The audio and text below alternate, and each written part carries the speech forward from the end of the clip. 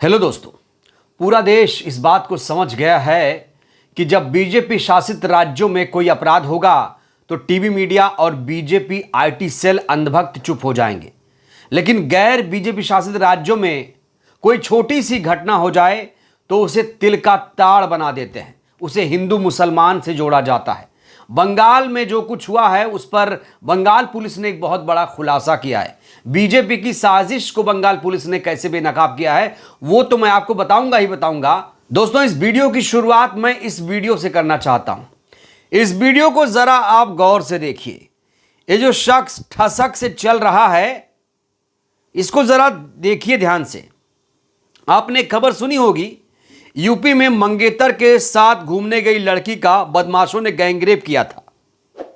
Gangrape करने वाला बदमाश जो है वो बीजेपी का नेता निकला है और यही है वो बीजेपी का नेता। इसका नाम अखिलेश प्रताप है। इसने अपने साथियों के साथ मिलकर ये कुकर्म किया है। तो उत्तर प्रदेश कितना सुरक्षित है, वहां की बेटियां कितना सुरक्षित है, ये साफ साफ पता चल रहा है। और भारतीय जनता पार्टी के नेता अगर इस तरह के कृत्य में शामिल होंगे तो फिर भारतीय जनता पार्टी चाल चरित्र और चेहरे वाली पार्टी कैसे है ये कोई बताएगा? अखिलेश प्रताप के बारे में बहुत बड़ा खुलासा हुआ है। अखिलेश प्रताप का जो सोशल मीडिया हैंडल है उसे एक जानकारी मिली है। ये आप देख सकते हैं, यहां पर लिखा है, गर्व से कहो हम हिंदू हैं।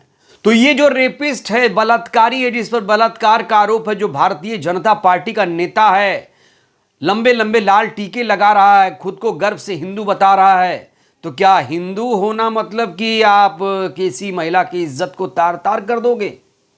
मतलब क्या गजब खेल चल रहा है।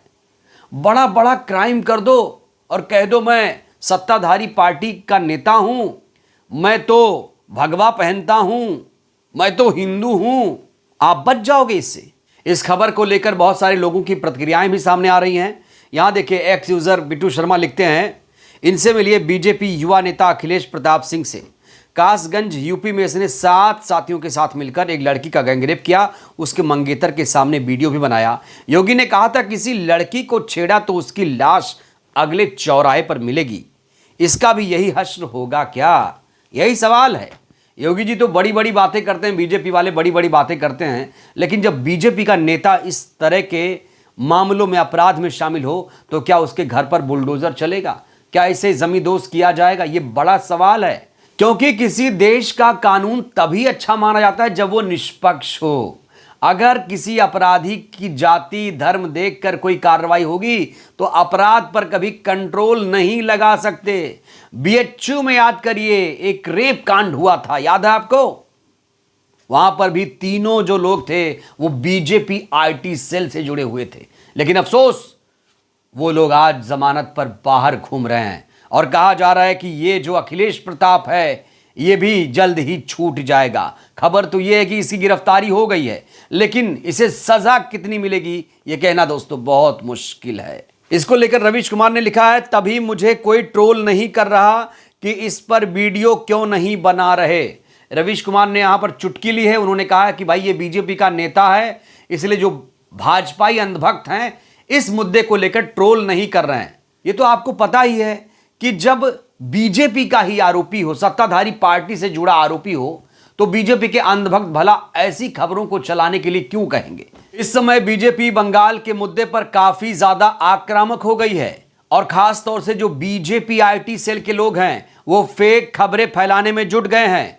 फेक खबरों को बेनकाब कर दिया है बंगाल पुलिस ने। वेस्ट बंगाल पुलिस ने एक फैक्ट चेक किया, आप देख सकते हैं यहां पर बीजेपी ने कुछ फेक तस्वीरें जारी की थी। देखिए बीजेपी आईटी सेल ने कैसे नफरत यहां फैलाया है। यहां देखिए हिंदू मुसलमान कैसे किया है। गणेश चतुर्थी लिख दिया, सरस्वती पूजा, रामनवमी, होली, दिवाली, दुर्गा पूजा, हनुमान जयंती, दशहरा जैसे तमाम हिंदू त्योहारों को यहां पर पोस्ट कर दिया है और कह रही है कि doesn't matter the festival, they just need an excuse to burn it all down. BJP West Bengal ने इसे पोस्ट किया था, लेकिन इसी पर करारा जवाब दिया है वेस्ट बंगाल पुलिस ने। देखिए तस्वीरें कुछ और थी, खबर कुछ और फैलाई गई।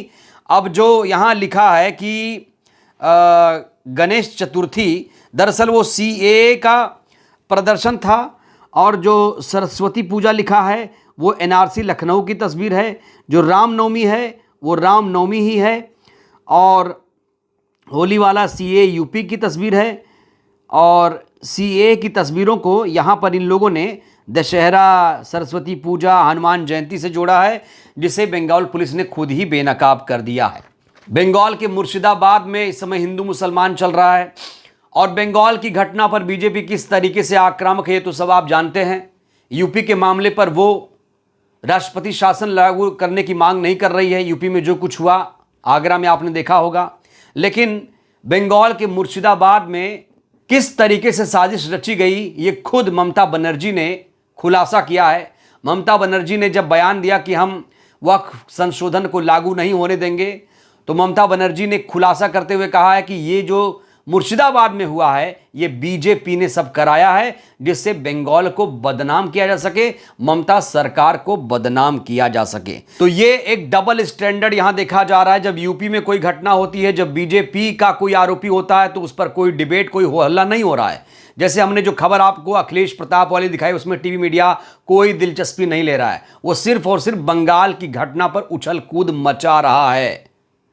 यह देश तभी विश्वगुरु बनेगा जब आरोपियों को आरोपी की नजर से देखा जाए, जाति धर्म की नजर से देखा जाएगा, तो फिर कानून का राज नहीं माना जाएगा। बहरहाल इस वीडियो में इतना ही। अखिलेश प्रताप जैसे लोगों को क्या सजा मिलनी चाहिए, और क्या जो बीजेपी कह रही है कि यहां बंगाल में राष्ट्रपति शासन लागू होना चाहिए, क्या आप इससे सहमत हैं? प्रतिक्रिया दीजिएगा। बहुत बहुत शुक्रिया।